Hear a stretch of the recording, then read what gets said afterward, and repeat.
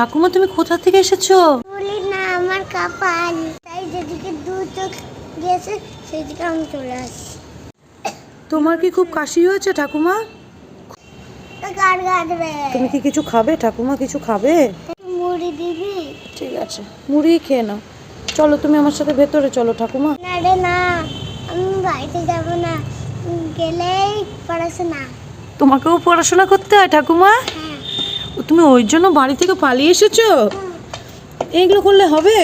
চলো যাই, ভেতরে যাই। না, চলো ঠাকুমা। আমি এই বাড়িটাই ছেড়েছি। না যেও না ঠাকুমা, যেও না। তাহলে বল আমাকে আর করতে করতে বলবি না? না না বলবো না, তুমি ঘরে চলো। ভেতরে চল, চল ভেতরে চল। আর ঠাকুমা আসতে হবে না, তুই পড়তে বসার জন্য এগুলো সব করিস।